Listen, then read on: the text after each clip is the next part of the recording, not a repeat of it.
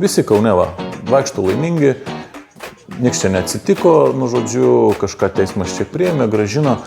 Kad politikai nacionaliniu mastu būna išlėkę iš savo kėdžių už žymiai mažesnio lygio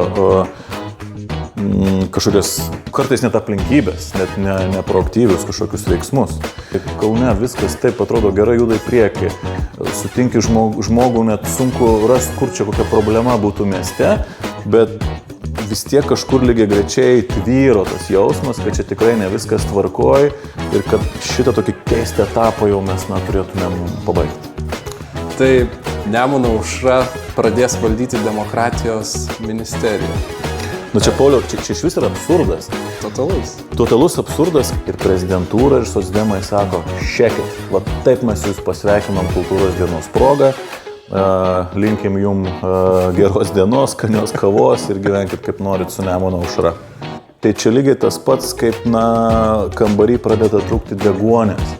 Nes tokie atributai kaip laisva žiniasklaida yra tarsi deguonės demokratijai. Jeigu leisi, pabūsiu velnio advokatu šį kartą. Tai aš sakyčiau, dar būtų geras scenarijus, jeigu jie pasimtų tas 5 ar 8 algas, bet jie nekiršintų visuomenės, nekurtų kažkokių naujų istorinių tiesų, neįveltų šios institucijos į kažkokius kultūrų karus ir kitus dalykus. Yra toks žodis varkė.